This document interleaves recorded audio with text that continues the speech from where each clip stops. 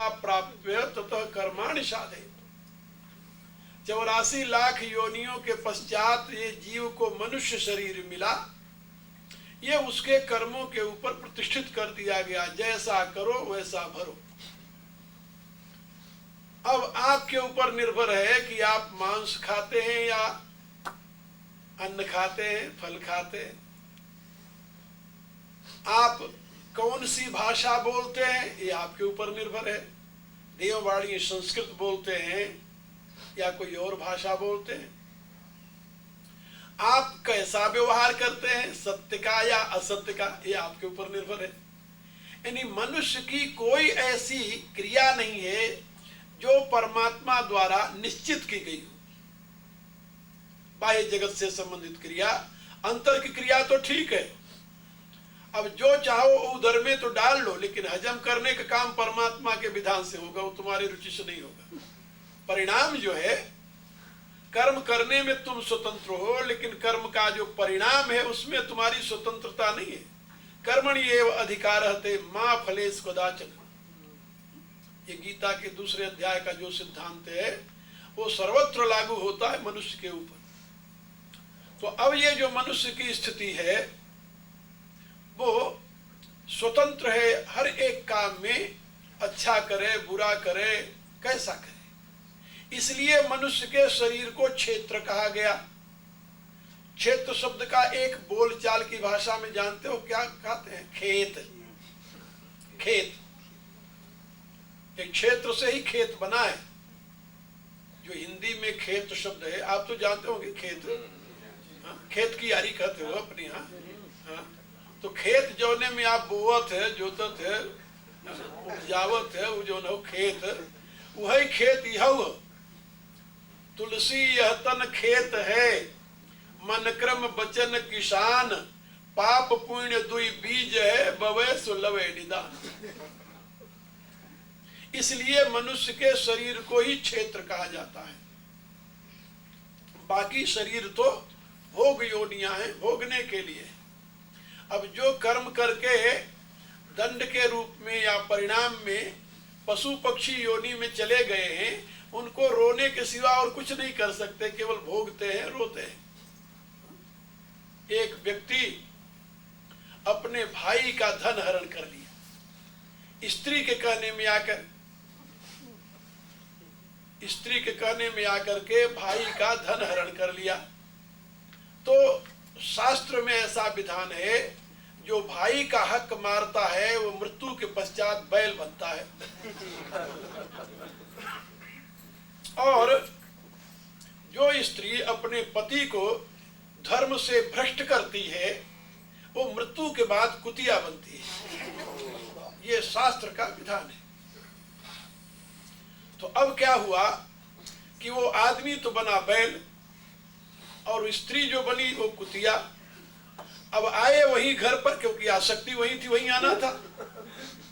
तो बैल बन करके वही लड़के के यहाँ आया और कुतिया भी वही गांव में घर में बन करके वही रहने लगी हो।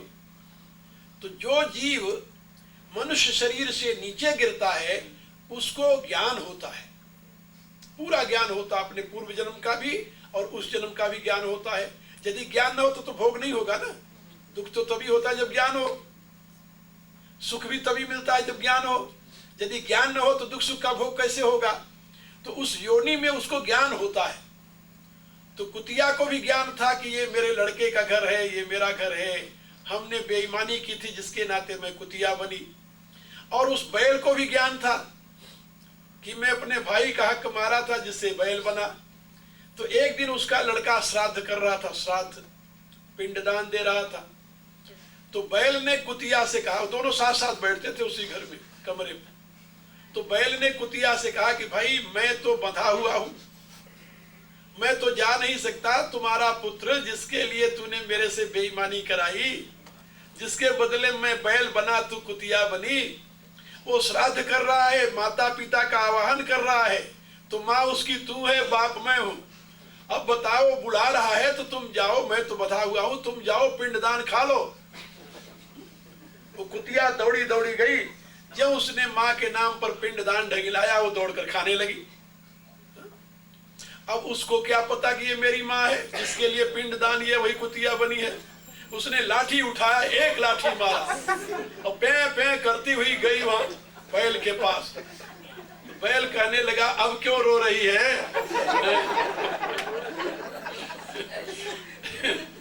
ये कथा मैं आपको पुराण की सुना रहा हूं, कहानी नहीं है, ये पुराण की कथा है।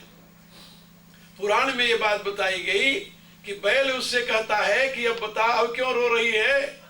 इसी लड़के के लिए मेरी दुर्गति हो रही है, इसी लड़के के लिए तुम्हारी दुर्गति हो रही। वही लड़का है, आज पहचानता भी नहीं, तुम्हारे नाम पर पिंड डाला, उसको खाने लगी तब भी डंडे पड़ गए। कहने का अभिप्राय कि कर्म जो है वो आपको परिणाम दिए बिना नहीं रहेगा। कर्म करने में आप स्वतंत्र हैं, चाहे बेईमानी कर लें चाहे ईमानदारी, लेकिन जब उसका फल मिलेगा तब ये नहीं है कि जो आप चाहेंगे वो फल मिल जाए। बोया पेड़ बबूर का तो आम कहां ते खाए, जैसा बीज लगाओगे वैसे फल मिलेगा। तो यहां पर शास्त्रकारों ने बताया कि तुम कर्म करने में तो स्वतंत्र हो मनुष्य शरीर पाकर, लेकिन परिणाम तो तुम्हें कर्मानुसार ही भोगना पड़ेगा। और इसी बात को समझाने के लिए भगवान ने क्या कहा, इदम शरीरम कौन्तेय क्षेत्रम इति अभिधीयते। हे कौन्तेय, इस मनुष्य शरीर को क्षेत्र कहा गया है, और जो इस शरीर को जानता है, इस शरीर में जो रहता है वही तो जानता है शरीर को। जो इस शरीर में निवास करता है, शरीर में रहता है, जो परमात्मा का चिदांश यहाँ ब्रह्म चक्र में प्रकाशित होकर के विराजमान है, एतद यम प्राहु एतद यद वेद, इस शरीर को जो जानता है, फिर उसको जो तत्वविद हैं, क्षेत्रविद हैं, विद्वान हैं, योगी हैं, जिन्होंने सत्य का अनुभव किया है, क्षेत्रज्ञ इत्तद विदुः, उसको वो क्षेत्रज्ञ कहते हैं, क्षेत्र को जानने वाला। तो क्षेत्र को जानने वाला कौन है? भगवान। तो भगवान आगे क्या कहते हैं, क्षेत्रज्ञम चापि माम विद्धि सर्व क्षेत्रेषु भारत। वो क्षेत्रज्ञ कोई दूसरा नहीं है, जीवात्मा के रूप से मैं ही क्षेत्रज्ञ बन करके सभी शरीरों को प्रकाशित कर रहा हूं। क्षेत्रज्ञम चापि माम विद्धि सर्व क्षेत्रेषु भारत। इसलिए अब दुनिया में दो तत्व हैं, क्षेत्र क्षेत्रज्ञ और ज्ञानम एतस् ज्ञानम मतम मम। यह क्षेत्र और क्षेत्रज्ञ, ये क्षेत्र है और इसको जानने वाला, जो इस क्षेत्र और क्षेत्रज्ञ को जानता है वही यथार्थ में ज्ञानी है, और क्षेत्र क्षेत्रज्ञ का ज्ञान ही यथार्थ ज्ञान है। यहां से ज्ञान कांड प्रारंभ होता है। 13वें अध्याय के क्षेत्र क्षेत्रज्ञ योर ज्ञानम एतस् ज्ञानम मतम मम, और 13 से लेकर के 18वें अध्याय तक भगवान ने इसी की पूरी व्याख्या की है, क्षेत्र और क्षेत्रज्ञ की। ये प्रकृति क्षेत्र है, क्षेत्र का कारण है, और पुरुष जो है, चेतन जो है, सच्चिदानंद जो है, वह क्षेत्रज्ञ है, वह उसका प्रकाशक है, उसका जानने वाला है। यही बात भगवान ने समझाई है। और आखिर में ये जो बेचारा जीव क्षेत्रज्ञ रूप में अनेक प्रकार के दुख सुख का भागी बन रहा है, इसके कल्याण का उपदेश भगवान ने आखिर में दिया। कहा भाई इस क्षेत्रज्ञ का उद्धार कैसे होगा। क्षेत्रज्ञ की गति तो ये बता दिया। बड़ी विचित्र बात है वैसे। तुलसीदास जी अपने विनय पत्रिका में रोते हुए कहते हैं कि हे प्रभु, मैं आपसे क्या कहूं, यहां जो कुछ अन्याय होता है उसमें मेरा कोई दोष नहीं, मेरा कोई कसूर नहीं। फिर किसका कसूर है भाई? कहा कृपा सिंधु ताते रहो निस दिन मन मारे, महाराज लाज आपु ही निज जांगी उघारे। हे कृपा सिंधु, हे दीन बंधु भगवान, इसलिए मैं मौन रहता हूं, चुप रहता हूं, कुछ नहीं कहता। क्यों नहीं कहते? कहते क्या कहूं? अपनी जांग उघर जाए तो अपने को ही लज्जा आती है। महाराज लाज आप ही निज जांग उघारे। अरे भाई बात क्या है जो नहीं कहते तुम? अब कहते हैं मिले रही मारे चही कामादि संघाती। ये काम क्रोध लोभ मोह ये मेरे बड़े अच्छे संगी हैं, मित्र हैं मेरे। कहाँ रहते हैं? पड़ोस में? नहीं नहीं, पड़ोस में नहीं रहते। मिले हो रहे मेरे में ही रहते हैं, मेरे साथ रहते हैं। मिले रही मारे हो चही कामादि संघाती। तीन को अलग कर दो। कामो बिनु रहे न, ये मेरे बिना नहीं रह सकते। क्या राय है आपकी? यदि आपके शरीर से चेतना निकल जाए तो काम रहेगा इसमें क्या? क्रोध रहेगा क्या? लोभ रहेगा क्या? मोह रहेगा क्या? कोई दोष रहेगा? कोई पाप क्रिया रहेगी? कोई नहीं रहेगी। तुलसीदास जी कहते मोह बिनु रहे न, मेरे बिना नहीं रहते ये। और मेरी ये जा रहे छल छाती, छल करके मेरी ही छाती जलाते हैं। और देखी सुनी न आज लो अपनायन ऐसी, करई सबे सिर मेरी फिर परे अनैसी। और आज दिन तक ऐसी विचित्र अपनापन तो मैंने देखा न कहीं सुना। सारा अनर्थ तो ये लोग करते हैं। दुनिया में जितना अनर्थ है, काम क्रोध लोभ मोह इन्हीं के बस में होकर, तो करई सबे अनर्थ सारा ये करते हैं। और सिर मेरी फिर परे अनैसी, भोगना मुझे पड़ता है।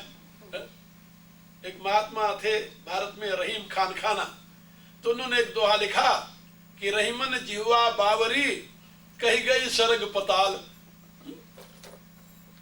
और अपना कहीं भीतर गई जूता खाए कपाल। बोलती तो जिह्वा है और जूते सर पर पड़ते हैं। जिह्वा पर कोई जूता मारता हो तो अंदर चली जाती है। कहा इसी प्रकार से करते तो ये काम क्रोध लोभ मोह ये है, लेकिन दुख भोगना पड़ता मुझे। कैसी विचित्र बात है। इसलिए भगवान ने समझाया कि भाई देखो, जो इसमें चिदांश है वो प्रकाशक मात्र है, उसका कोई दोष नहीं है, लेकिन दोष उसका हो जाता है। क्या कैसे होता है? तो इसका समाधान व्यास भाष्य में पतंजलि के योग दर्शन पर भगवान व्यास देव ने दिया। उन्होंने कहा कि जैसे लड़ते तो है सिपाही, दो देशों की लड़ाई हुई तो लड़ने कौन गया? सिपाही गए। प्राइम मिनिस्टर और प्रेसिडेंट तो लड़ने नहीं जाता ना, राजा तो लड़ने नहीं जाता, लेकिन हार जीत किसकी होती है? राजा की। देश की हार जीत होती है। तो कहा लड़ते सिपाही हैं, हार जीत राजा की होती है। कहा इसी रूप से करते तो ये हैं, इंद्रियां हैं, मन है, बुद्धि, ये सारे मिल करके करते हैं। कार्यकरण कर्तृत्व हेतु प्रकृति रुच्यते, लेकिन परिणाम पुरुष सुख दुखानाम भोक्तृत्व। परिणाम मिलता है पुरुष बेचारे को, दुख भोगता है। क्यों भोगता है? तो पतंजलि ने कहा वृत्ति सारूप मित्रत्व, कहा इसलिए कि वो इनके साथ एक आत्म हो चुका है, आत्मीयता हो चुकी उसकी, इनसे अभिन्न अपने आप को मानने लगा है। यदि वो सत्य समझ करके इनको नमस्कार कर ले तो इनसे बच सकता है। यही बात गीता के 13वें अध्याय से लेकर के 18वें अध्याय तक भगवान ने समझाया। और अंत में जब अर्जुन से कहा कि मैंने तुम्हें सारा तत्वबोध प्रदान कर दिया है, अब तुम यथेच्छसि तथा करो, जैसी तुम्हारी रुचि हो वैसी करो। तो अर्जुन चरणों में गिर गया, प्रभु जैसी मेरी रुचि हो वैसा यदि करना होता तो इतना आपके पांव पकड़े रोने की क्या जरूरत थी? फिर जैसी रुचि होती वैसी मैं करता। हम वैसा नहीं करना चाहते जैसी मेरी रुचि हो। कहा तो फिर कहा अब जो आप आदेश देंगे वैसा मैं करूंगा, ये कहता है अर्जुन। तो भगवान ने कहा फिर मेरा आदेश सुन ले, सर्वधर्मान परित्यज्य। जितने धर्म हैं तुम्हारे, कितने धर्म हैं भाई? भीष्म पितामह दादा है उनके प्रति धर्म है तुम्हारा, ये धृतराष्ट्र के पुत्र ताये के लड़के हैं इनके प्रति धर्म है तुम्हारा, कुल धर्म है, जाति धर्म है, ये गुरु द्रोणाचार्य है इनके साथ शिष्य धर्म है, और अनेक प्रकार के धर्म हैं। और इन सारे धर्मों को हमने पैदा किया है अपने अहम के साथ। तो भगवान क्या कहते हैं, सर्वधर्मान परित्यज्य, ये सारे धर्मों का त्याग कर दे। फिर क्या करूं भगवान, माम एकम शरणम ब्रज, एक मेरी शरण में आ जा। ये ज्ञान का अंत है। क्या समझे, जब आदमी को ज्ञान होता है तो ज्ञान होने पर क्या होता है, ये सारे धर्म अपने आप छूट जाते हैं और फिर एक परमात्मा के सिवा और कोई धर्म नहीं रहता। इसीलिए हमारे यहाँ कहते हैं सन्यास की अवस्था में, जब सन्यास की दीक्षा दी जाती है उस समय ये समझाते हैं कि अब सर्वधर्मान परित्यज्य, यज्ञोपवीत उतारे गंगा जी में बहा दिए, चोटी काटी गंगा जी में बहा दिए, कोई चिन्ह शरीर पर धारण नहीं किए, जैसे पैदा हुए थे वैसे ही बन गए। अब जब कोई स्वीकृति नहीं रही तब कहा कि अब तुम आज से सन्यासी हो गए, सन्यासी हो गए, सम्यक न्यास कर दिया, सब कुछ छोड़ दिया। अब तुम्हारा गोत्र हो गया अच्युत गोत्र, अब तुम भगवान के गोत्र के हो गए। अब तुम्हारा कोई कुल नहीं रहा, कोई जाति नहीं रही, कोई गोत्र नहीं रहा, कुछ नहीं रहा। अब तुम केवल भगवान के गोत्र के हो गए, तुम्हारा अच्युत गोत्र हो गया और तुम भगवान से संबंधित हो गए। इसको हमारे यहाँ दीक्षा को ब्रह्म संबंध कहते हैं। संसार के सारे संबंधों से विमुक्त होकर के परमात्मा के साथ नित्य संबंध जोड़ लिया। अब उसका परिणाम क्या हुआ जानते हो, परिणाम यह हुआ कि जो तुम्हारा पितृ ऋण, देव ऋण और ऋषि ऋण था, तीनों ऋणों से तुम मुक्त हो गए। क्योंकि पितृ के रूप में परमात्मा, देव के रूप में परमात्मा, ऋषि के रूप में परमात्मा, ज्ञान का स्रोत परमात्मा, जीवन का स्रोत परमात्मा और शक्तियों का स्रोत परमात्मा। परमात्मा से अतिरिक्त तो और कुछ नहीं है। माता पिता के रूप में परमात्मा की शक्ति ने ही तुम्हारा पालन किया है, तुम्हें उत्पन्न किया था। और माता पिता की इतनी हिम्मत नहीं थी कि तुम्हें उत्पन्न कर देते, उनमें इतनी शक्ति कहाँ है। ये तो परमात्मा ने विधान बनाया कि अमुक माता पिता से तुम्हारा जन्म होगा, वो तुम्हारे लिए माता पिता बन गए। और जब से सृष्टि हुई है तब से लेकर अब तक पता नहीं कितने माता पिता बने होंगे। याद है कितने माता पिता बने ना? महाभारत शांति पर्व में बताया गया कि मनुष्य एक एक योनियों में हजारों वर्षों तक रहता है, हजारों बार जन्मता है, तब उस योनि से ऊपर जाता है। ये नहीं कि एक बार कुत्ते की योनि में गए तो दोबारा नहीं जाएंगे, क्योंकि वो संस्कार बनते हैं, फिर जाकर उससे मुक्ति मिलती, फिर आगे जाता है। ऐसे कहते हैं भगवान कि अनेक जन्मों के पश्चात तब मनुष्य शरीर मिलता है। और मनुष्य योनि में भी एकाएक आकर के मनुष्य बनते, ये नहीं भगवान को समर्पित हो जाता आदमी, ना ना। पहले मूढ़ बुद्धि होता है, तब क्षिप्त बुद्धि होता है, तब विक्षिप्त होता है, विक्षिप्त अवस्था में तब संसार से दुखी होता है, तब भगवान याद आता है। एकाएक नहीं आता, कई जन्म लग जाते हैं। मनुष्य योनि में भी कई जन्म लग जाते हैं भगवान की तरफ मुंह करने में, और भगवान की तरफ मुंह करते नहीं वहां पहुंच गए, फिर कई जन्म लग जाते हैं धीरे धीरे धीरे धीरे कच्छप गति से चलने में। तब वो सौभाग्य मिलता है कि एकाएक वह समय आ जाता है जब संसार के सारे संबंधों को त्याग करके जीव परमात्मा को समर्पित होता है। इतना सरल नहीं है। यदि इतना सरल हो फिर तो सभी स्वामी जी बन जाए। हाँ जी, हाँ, बहुत कठिन है, बहुत कठिन है जी। एक महात्मा कहा करते थे, राम नाम की लूट है, लूट सके सो लूट, अंत काल पछताएगा जब प्राण जाएंगे छूट। तो एक अक्खड़ महात्मा थे, अक्खड़ महात्मा थे, मेरे जैसे रहोगे बेचारे, तो उन्होंने कहा लूट न ऐसी जानिए सब कोई लेवे लूट, इतने डंडे पड़ते हैं हार जाते हैं। इतना मुफ्त का माल नहीं है कि जो चाहे वही उठा ले, बहुत मेहनत करनी पड़ती है जी। रातों दिन मेहनत करने का परिणाम होता है, अनेक जन्मों की साधना का परिणाम होता है, तब जाकर के कहीं व्यक्ति अपने सारे संबंधों से विमुक्त होकर परमात्मा के प्रति सम्मुख होता है। ये एक जन्म का परिणाम नहीं है, एक जन्म की मेहनत का फल नहीं होता। इसीलिए तो कहते हैं कुलम पवित्रम जननी कृतार्था, वह कुल पवित्र हो गया, वह जननी कृतार्थ हो गई, धन्य हो गई। पुत्रवती युवती जग सोई, रघुबर भगत जासु सुत होई। कहा वही स्त्री पुत्रवती कहलाने की अधिकारिणी है जिसका पुत्र भगवान को समर्पित हो जाए। और कहा यदि ऐसा नहीं तो कहा न तरु बांझ भली बादी बियानी। बड़ा कठोर शब्द प्रयोग किया तुलसीदास ने। ये बियानी शब्द पशुओं के लिए प्रयोग होता है, आप लोग तो जानते हो ना, गाय ब्याह गई भैंस ब्याह गई ऐसे कहते हैं, नारी के लिए नहीं होता। लेकिन तुलसीदास जी बड़े कठोर शब्दों में करे न तरु बांझ भली बादी बियानी, राम विमुख सुत से हित जानी।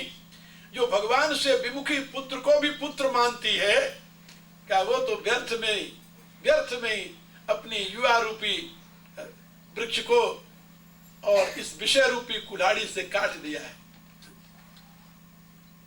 इसलिए मैं आपको बता रहा था कुलम पवित्रम जननी कृतार्था। कुलम पवित्रम एक यानी एक पीढ़ी नहीं, उपनिषद में लिखा है 62 पीढ़ियां, 62 पीढ़ियां पूर्व की तर जाती है जब कोई एक व्यक्ति प्रभु को समर्पित होता है। और सामान्य रूप से 21 पीढ़ियां तरती है, 7 पीछे की और 7 आगे की।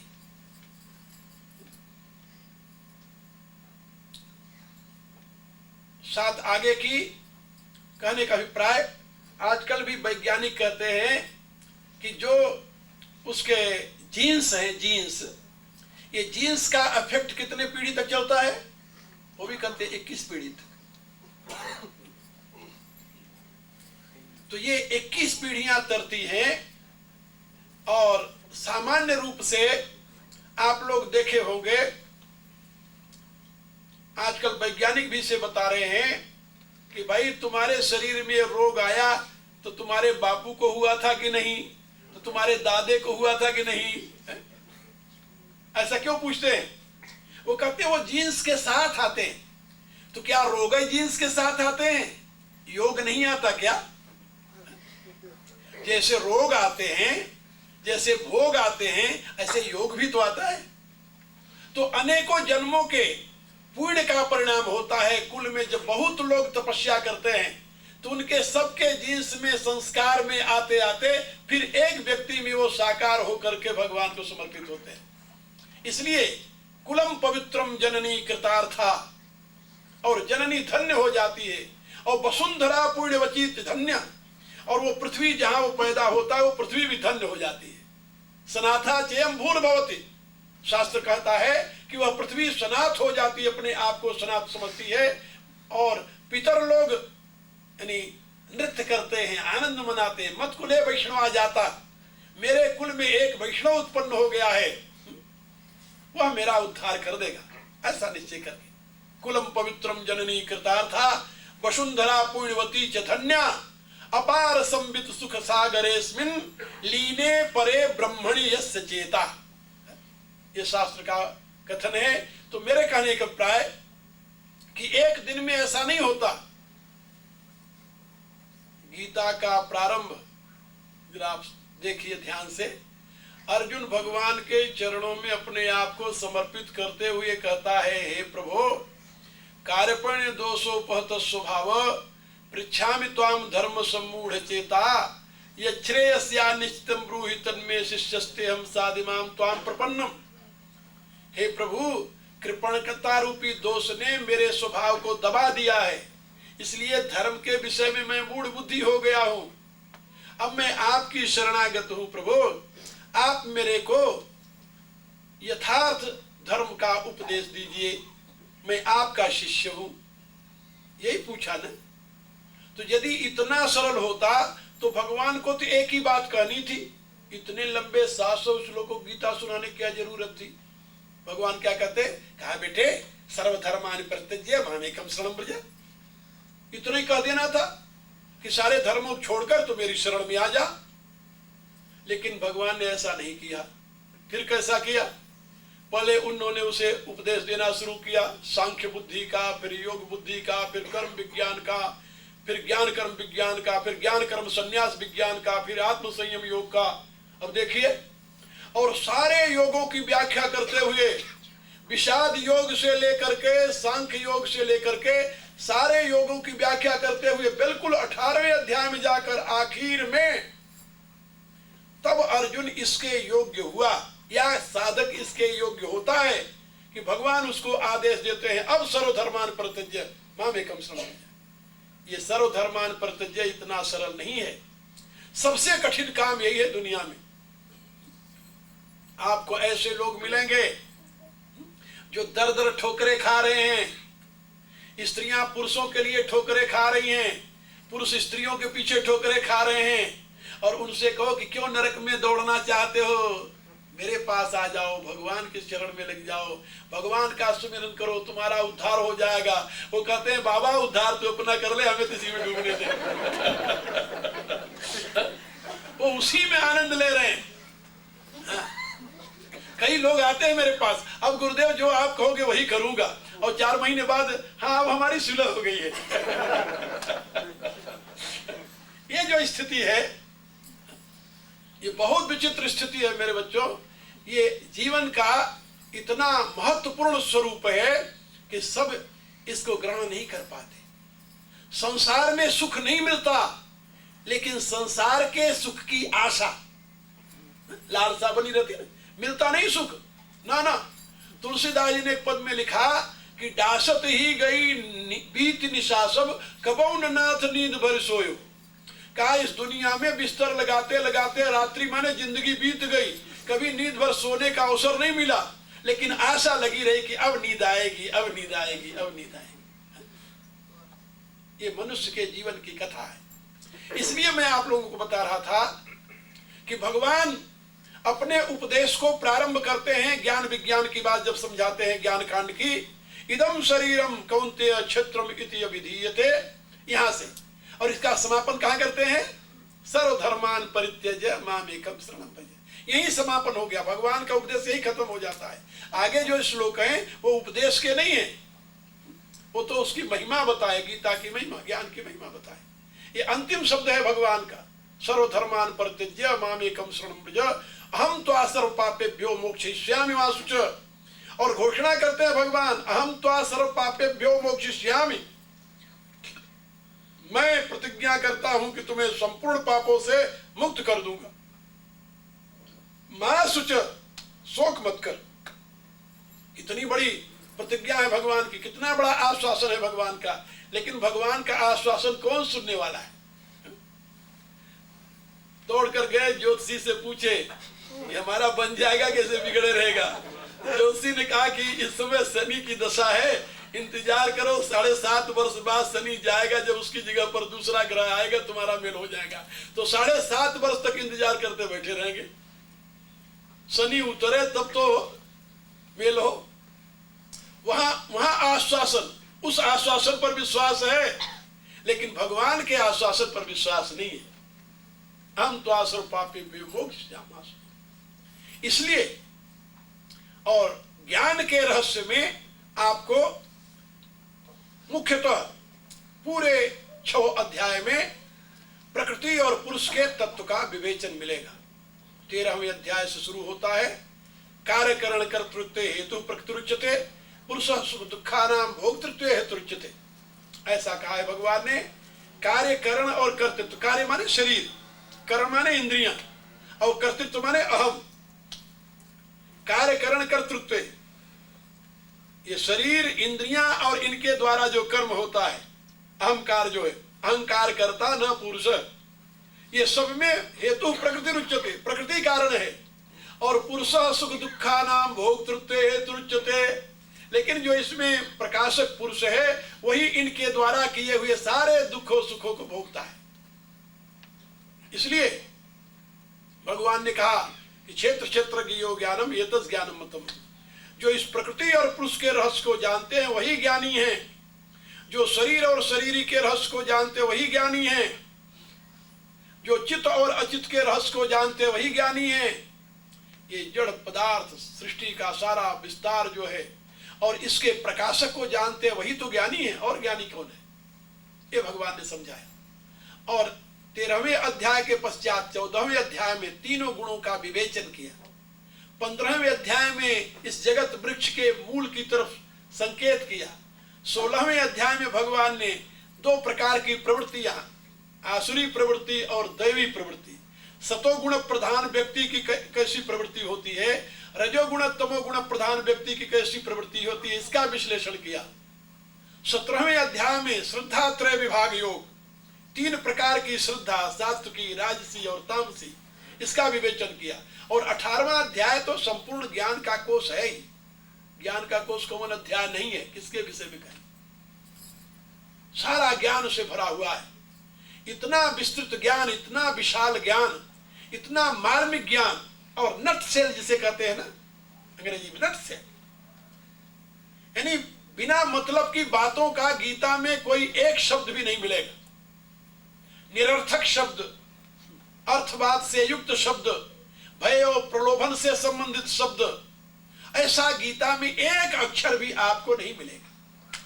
इसलिए क्योंकि गीता परमेश्वर की वाणी है, और परमेश्वर जब जीव के कल्याण के लिए मार्गदर्शन करेगा तो निरर्थक शब्द का प्रयोग क्यों करेगा। हमारे यहां उपदेश की 3 विधियां हैं, 3 विधियां। एक स्वामी सम्मत उपदेश, जिसको गुरु सम्मत उपदेश कहते हैं, उसमें आदेश दिया जाता है। एक मित्र सम्मत उपदेश है, और तीसरी जो है वो कांता सम्मत उपदेश है। 3 विधियां हैं उपदेश की। गुरु सम्मत उपदेश जो है उसमें गुरु आदेश देता है कि ऐसा तुम्हें करना है। वहां शिष्य के लिए चॉइस नहीं होती, वहां तो आदेश है, ये तुम्हें करना है। यदि करना है तो ठीक है, नहीं करना है फिर तो न तो कोई गुरु न तो कोई चेला। वहां तो उपदेश चलता, आदेश। मित्र सम्मत उपदेश में सलाह होती है, भाई मेरी तो राय तुम्हें ऐसा करने का है, जैसे तुम्हारी रुचि वैसा करो। और तीसरा कांता सम्मत उपदेश है, जैसे नारी पति को धर्म की बात समझाते समय हाथ जोड़ करके, पांव पकड़ करके मिन्नत करते हुए, प्रभु आप मेरी बात जरूर मान लें, ये काम ऐसे कर लें। जैसे मंदोदरी समझानी रावण को, रामायण आप लोग पढ़ते हैं ना, लंका कांड में मंदोदरी रावण को समझाती है, वो कांता सम्मत उपदेश है। स्त्री जैसे पति को धर्म की बात समझाती है, उसमें विनय होती है, प्रार्थना होती है, सरलता होती है, सुगमता होती है, वो कांता सम्मत उपदेश। और जब एक मित्र दूसरे मित्र को समझाता है तो मित्र सम्मत उपदेश कहा जाता है। वो कहता है भाई मैं तुम्हें आदेश तो दे नहीं सकता है, तो दोस्ती की बात है, हमारे विचार से ये तुम्हारे लिए कल्याण करे, तुम्हारी रुचि हो करो, नहीं तो तुम जानो। और तीसरा गुरु सम्मत उपदेश है, तुम्हारे लिए ये करणीय है, इसी कल्याण है तुम्हारा, इसी में कल्याण है, ये काम करो। तो गीता में 2 प्रकार का उपदेश आपको मिलेगा, गुरु सम्मत उपदेश और मित्र सम्मत उपदेश। उसमें कांता सम्मत उपदेश के लिए कोई वाक्य नहीं है, कोई वाक्य नहीं। गुरु सम्मत उपदेश तो कई स्थानों पर भगवान ने दिया है। एमे मतमिदं नित्यम अनुतिष्ठन्ति मानवाः, ये मेरा निश्चित मत है अर्जुन, जो मनुष्य इसका अनुसंधान करेगा, इसका अनुकरण करेगा, श्रद्धावंतो अनुसूयंतो मुच्यन्ते ते कर्म भी, वो भी कर्म से मुक्त हो जाएगा, ऐसा बताया। ये तू धर्म्यामृतम यथोक्तम परिउपास्ते 12वें अध्याय में बताया। और मित्र सम्मत उपदेश का दूसरा नमूना है यथेक्षस तथा कुरु, मैंने तुम्हें समझा दिया, आप तुम्हारी जैसी रुचि वैसी कर। लेकिन गुरु सम्मत आदेश है सर्वधर्मान परित्यज्य मामेकं शरणं व्रज अहं त्वा सर्व पापेभ्यो मोक्षयिष्यामि मा शुच। तुम सारे धर्मों का परित्याग करके एक मेरी शरण में आ जा, मैं तुम्हें सारे पापों से मुक्त कर दूंगा, शोक मत कर। ये कौन कह सकता है? केवल परमात्मा कह सकता है। इसलिए गीता के ये तीसरे कांड में 13वें अध्याय से लेकर के 18वें अध्याय तक जीवन के यथार्थ स्वरूप का विश्लेषण करते हुए आखिर में भगवान ने जीव के लिए एक आश्वासन दिया, हम त्वा सर्व पापेभ्यो मोक्षयिष्यामि मा शुच, मैं तुम्हें सारे पापों से मुक्त कर दूंगा, तू शोक मत कर। बहुत बड़ा आश्वासन है। लेकिन कोई कोई सौभाग्यशाली भगवान की इस आश्वासन को हृदय में धारण करके भगवान के प्रति समर्पित होता है। ये सबकी बस की बात नहीं है। अभी जैसे आप सुन रहे थे, हमारे एक प्रिय सज्जन कह रहे थे कि स्वामी जी हमारे में से ही यानी निकले हैं, गुरुदेव की कृपा। गुरुदेव की कृपा क्या करेगी? गुरुदेव की कृपा तो वर्षों से दोनों हाथ फैला करके पुकार रही है, और इतने वर्षों बाद केवल एक निकल पाया। क्या करें? हम कहते हैं कि भाई देखो, तुम अच्छी मिट्टी हमें दो, अच्छी मिट्टी। मिट्टी न हो चलो पत्थर हो तो अच्छा पत्थर हमें दे दो, गढ़ करके मूर्ति बना करके तुम्हें देना हमारा काम है। ये काम हम कर देंगे, लेकिन अच्छा पत्थर हो। ये नहीं कि छेनी लगी और 2 टुकड़े हो गया, फिर उससे काम नहीं बनता, उससे मूर्ति नहीं बनती। मूर्ति के लिए सभी पत्थर उपयोगी नहीं होते, क्या समझे?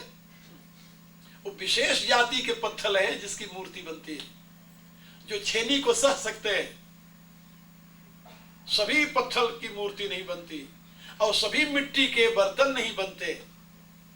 विशेष प्रकार की मिट्टी होती है जिसको कुम्हार तैयार करके बर्तन बनाता है, खिलौने बनाता है।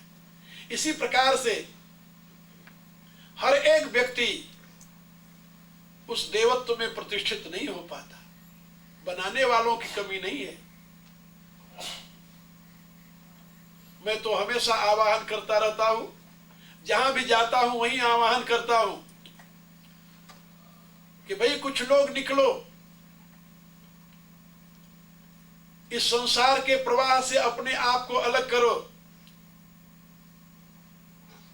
तुम्हें योग्य बनाने का दायित्व मेरे ऊपर है। हम तुम्हें सारी सुविधा देंगे, साधना की, स्वाध्याय की, लेकिन प्रयत्न तुम्हें करना होगा। और मुश्किल से इतने वर्षों पश्चात इस समाज से एक व्यक्ति हमें मिल पाया, पूर्ण त्याग करने वाला। बाकी मैं ये नहीं कहता कि जो कम त्याग करने वाले हैं वो पीछे हैं, लेकिन मुझे विश्वास है हो सकता है प्रभु की कृपा से कुछ और मिल जाए। और इस समय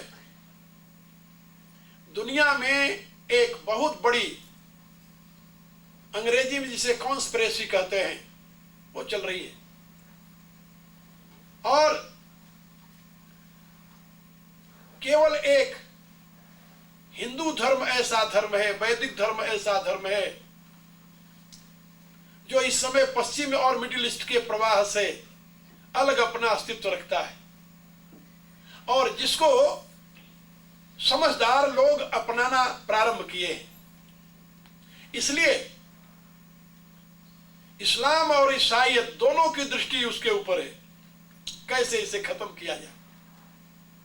और इसके खत्म करने के लिए आप ये जानकर दुख भी होगा कि भारत में बहुत सी ऐसी राजनीतिक पार्टियां हैं जो उसके खत्म करने के लिए सहयोग दे रही है पूरे रूप से। हिंदू धर्म को कैसे खत्म किया जाए, लोग करोड़ों रुपया ले रहे हैं विदेशों से स्वार्थवश और हिंदू धर्म के खिलाफ लिख रहे हैं। वेद मंत्रों का गलत अर्थ लिख करके प्रचारित करते हैं जिससे लोग उससे कहें कि ये तो गंदी चीज है, कॉन्स्पिरेसी। और इसमें मिडिल ईस्ट का पेट्रो डॉलर जिसे कहते हैं वो अरबों की तादाद में भारत पहुंच रहा है, अरबों की तादाद में। विदेशों में भी लोग इसी प्रकार से काम कर रहे हैं और क्रिश्चियन मिशनरी तो रातों दिन लगी हुई है।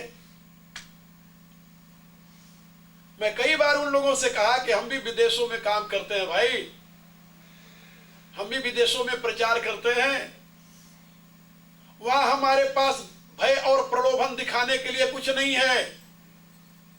न तो हम कोई प्रलोभन दिखाते हैं, न यहाँ के भोग का प्रलोभन, न स्वर्ग के भोग का प्रलोभन, और न तो किसी प्रकार का भय दिखाते हैं, न नरक का भय बताते हैं लोगों को, और न तो यहाँ के विनाश का भय बताते हैं।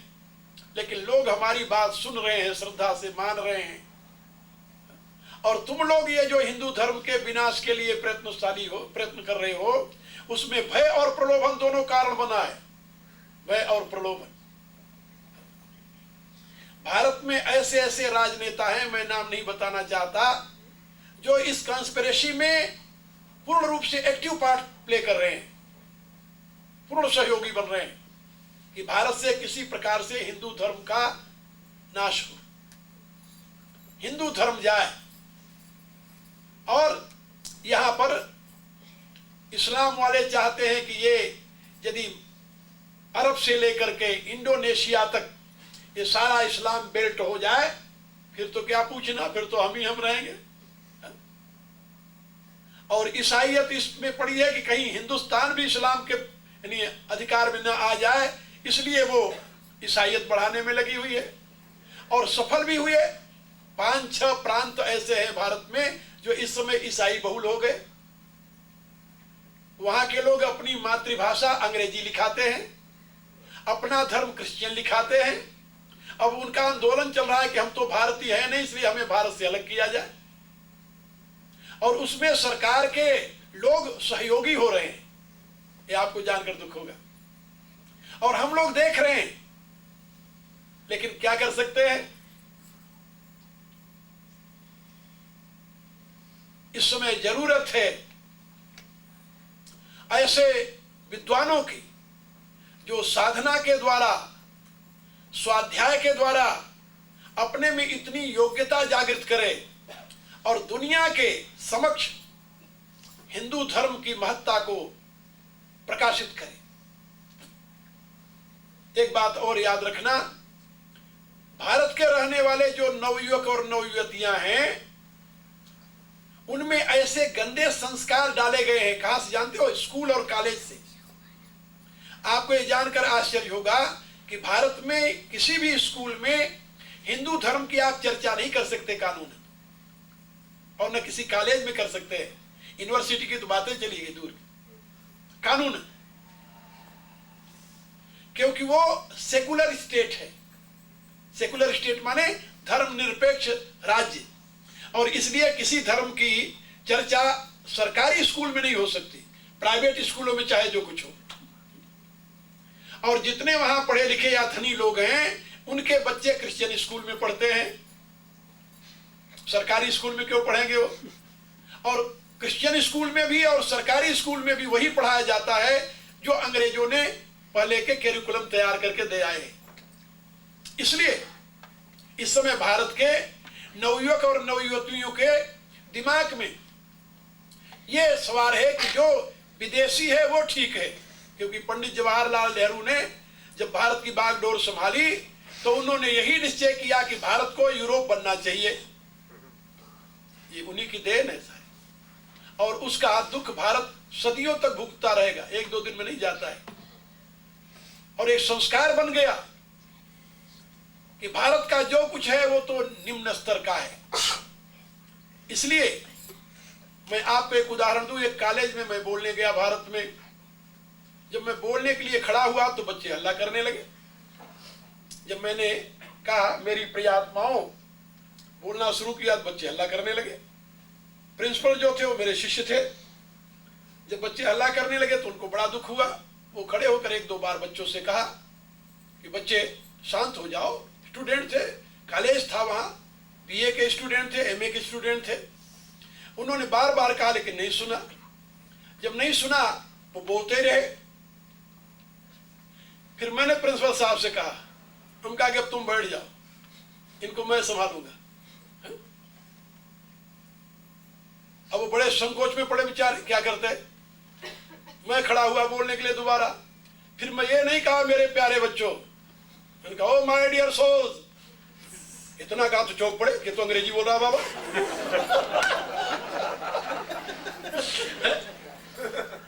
बाबा अंग्रेजी बोल रहा है। फिर जब मेरा व्याख्यान अंग्रेजी में शुरू हुआ तो वो जैसे यानी यहां कोई है ही नहीं, इतना पिन ड्रॉप साइलेंस जिसे कहते हैं। सब जितने स्टूडेंट थे सब, उनको ये लगा कि अंग्रेजी में बोल रहा है तो विद्वान आदमी है। फिर मैंने उन लोगों से कहा, do you know what is the meaning of baba? Baba means father's father, grandfather. In Hindi do you know what do you think that baba means बेवकूफ? Baba means not Beowulf, Baba means grandfather. And there is no doubt, I am your grandfather, my children. ऐसे कहा मैंने। तो मैं आपको ये बता रहा था कि भारत में ऐसा संस्कार डाल दिया गया है कि यदि कोई अंग्रेजी में बोले तो विद्वान, और संस्कृत का महान पंडित हो, वेद शास्त्र का, वो तो तकिया नुसी बातें पुरानी महात्मा ये लोग यही कहते हैं। ये संस्कार डाला गया है, उनको समझाया गया है इस प्रकार का। इसलिए आज स्थिति बड़ी विलक्षण है और दुनिया से हिंदू धर्म को मिटाने के लिए बड़े प्रयत्न चल रहे हैं। आप लोग ये बात याद रखें और मेरी राय है कि जिस दिन हिंदू धर्म सृष्टि से मिटा उस दिन मानवता की रक्षा करने वाला कोई नहीं रहेगा, कोई नहीं रहेगा। अभी भारत में हमारे संत समाज की एक यात्रा निकली और काशी विश्वनाथ से, तो वहां पर ज्ञान वापी जहां भगवान शंकर जी का मंदिर है, वहां से मैं उद्बोधन कर रहा था, यानी व्याख्यान दे रहा था, और बगल में मुसलमान लोग भी बैठे हुए थे। मस्जिद के ऊपर बगल में जो मंदिर तोड़कर मस्जिद बनी है वहां मुसलमान लोग भी थे। तो वहां पर मैंने कहा, काशी के सारे कलेक्टर और पुलिस के ऑफिसर सब बड़े बड़े सब वहां पर मौजूद थे सारे, क्योंकि उनको डर था कि महात्मा लोग कहीं ये मस्जिद न तोड़ दें। तो वहां पर मैंने कहा, हम कहा कि यहाँ पर तुम लोग ये जो अधिकार की बात करते हो इसलिए करते हो कि यहाँ हिंदू रहते हैं, 85% हिंदू हैं, इसलिए तुम अधिकार की बात करते हो। यदि यहाँ 85% नहीं 50% यदि तुम लोग होते, क्या यहाँ डेमोक्रेसी होती या धर्मनिरपेक्ष देश होता है? नहीं होता। हम कहीं इस्लाम का राज्य हो, धर्मनिरपेक्ष होगा कहीं दुनिया में? कोई प्रमाण है तुम्हारे लोगों के सामने? ये हिंदू ही हैं जो अपने आप को धर्मनिरपेक्ष का करके सबका स्वागत करते हैं। और जिस दिन हिंदू समाज नहीं रहेगा उस दिन दुनिया में तुम्हारा नाम लेवा भी कोई नहीं मिलेगा, याद रखो। मनुष्यता की रक्षा करने वाला भी कोई नहीं मिलेगा। तो मेरे कहने का अभिप्राय कि आज हिंदू धर्म के सामने एक बहुत बड़ा संकट है, धार्मिक स्तर पर भी, और इसके लिए अनेकों विद्वानों की जरूरत है, अनेकों त्यागियों की जरूरत है, और अनेकों ऐसे कार्यकर्ताओं की जरूरत है जो घर न त्याग सकें, संसार न त्याग सकें, तो अपना कुछ समय उसमें लगाएं, जहां है वहीं से अपनी योग्यता का सदुपयोग करें। हिंदू संस्कारों को, हिंदू संस्कृति, हिंदू धर्म और वेद के इस महान विज्ञान को, जो वैज्ञानिक दृष्टि से दुनिया के लिए आलोक स्तंभ बना हुआ है, उसके प्रचार और प्रसार में अपने आप को समर्पित करें। जितना समय लगाओ उतना ही बहुत है। आप लोग तो अनुभव करते होंगे, 16 वर्षों से मैं इस देश में आ रहा हूं और 16 वर्षों से हिंदू धर्म के अनुयायियों में कितना परिवर्तन आया है। आप लोगों को पता है, इस देश के लोग जानते अच्छी प्रकार से। और यहां ही नहीं, यहां भी परिवर्तन आया, और इस परिवर्तन का प्रभाव सूर्यना में भी पड़ा, वहां भी परिवर्तन आया। आज हजारों लोग ऐसे हैं जो गौरव के साथ अपने आप को सनातन धर्मी कहने के लिए तैयार हैं, जबकि पहले लोग सोचते थे कि हमें सनातन धर्मी कहना चाहिए या नहीं कहना चाहिए। इसलिए मैं आप लोगों को बता रहा हूं कि एक नहीं अनेकों विद्वानों की जरूरत है, और मुझे विश्वास है वो प्रभु बड़ा दयालु है। हम लोग तो पुनर्जन्म में विश्वास रखते हैं, हम लोग परमात्मा के अवतार में विश्वास रखते हैं, हम लोग वेद की नित्यता पर विश्वास रखते हैं। जिस वंश में मैं पैदा हुआ हूं, जिस वंश में आप लोगों ने सुना होगा, जब बौद्धों का महान अत्याचार भारत में चल रहा था और वेद की पुस्तकें इकट्ठा करके फूंकी जाती थी, और कोई वेद का नाम लेवा उस समय नहीं दिखाई देता था, क्योंकि राजाओं ने बौद्ध धर्म स्वीकार कर लिया था, और बौद्ध वेद विरोधी थे, आत्म विरोधी थे, ब्रह्म विरोधी थे। तो एक राजकुमारी एक इस अत्याचार को देख करके दुखी थी, बेचारी बहुत दुखी थी, और अपने बालकनी में बैठ करके वो रो रही थी। एक 12 साल का लड़का गंगा स्नान करके जा रहा था, और अचानक उसके ऊपर पानी की बूंद पड़ी पीठ पर। तो उसने देखा कि बरसात तो है नहीं भाई, पानी की बूंद कहां से आ गई। ऊपर से देखा तो वहां राजकुमारी बैठी रो रही थी, उसका आंसू गिरा। वो खड़ा हो गया, पूछने लगा कि राजकुमारी क्यों रो रही है तू। तो उसने रोते हुए कहा, किम करोमि को गच्छामि को वेदान उद्धरिष्यति, मैं क्या करूं, कहां जाऊं, वेद का उद्धार कौन करेगा।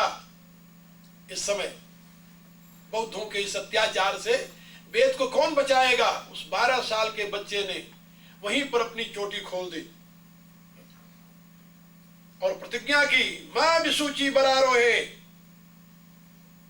हे श्रेष्ठ वदनी तुम चिंता मत करो, भट्टाचार्योस्मि भूतले, अभी इस पृथ्वी पर भट्ट ब्राह्मण जीवित हैं, इसलिए तुम्हें चिंता करने की जरूरत नहीं है।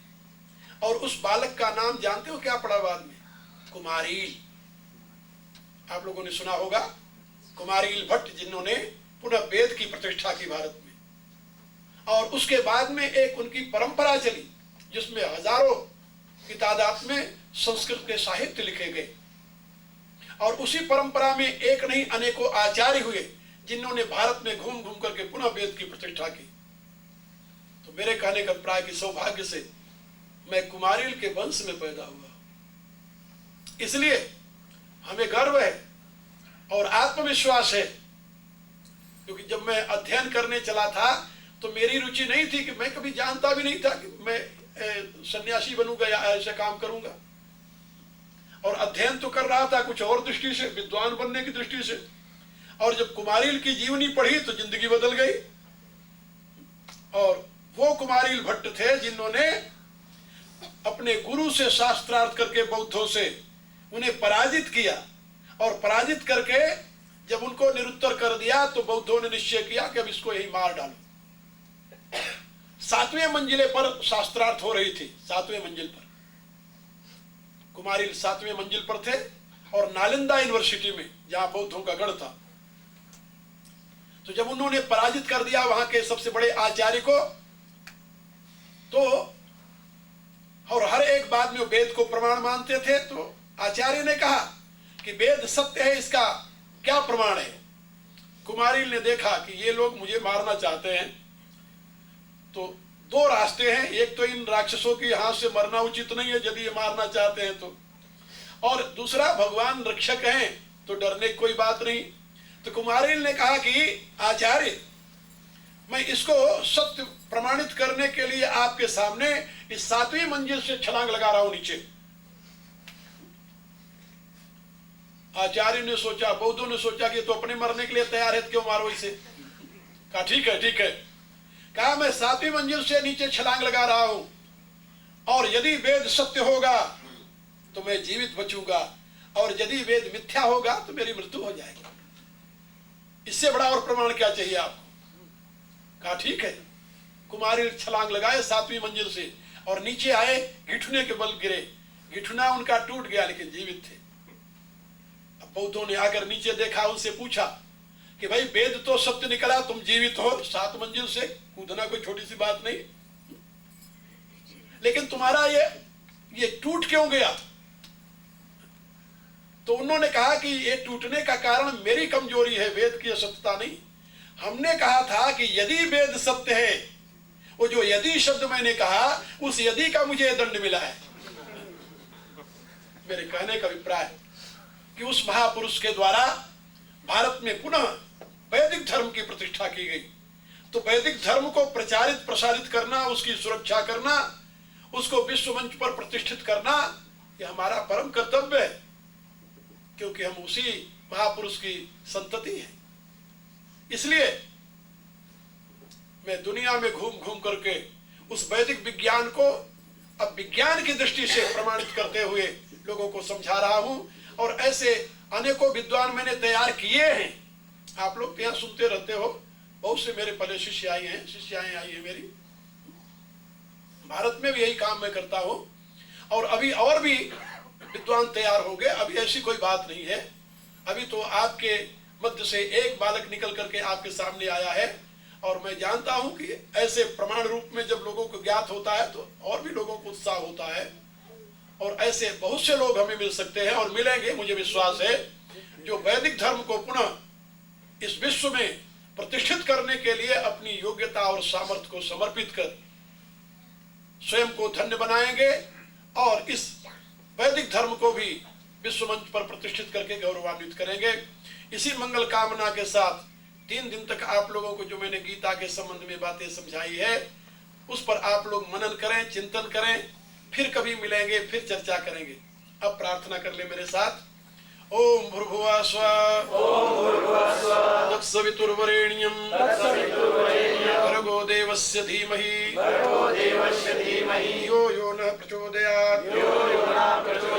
सर्वे भवन्तु सुखिनः, सर्वे सन्तु निरामयाः, सर्वे भद्राणि पश्यन्तु, मा कश्चित् दुःखभाग् भवेत्। ओम पूर्णमदः पूर्णमिदं पूर्णात् पूर्णमुदच्यते पूर्णस्य पूर्णमादाय पूर्णमेवावशिष्यते। ओम शांति शांति शांति। कल से 3 दिन का कार्यक्रम रोटरडम के पास क्राकपांत, क्या बोलते हैं, क्राकपांत में ठीक बोला।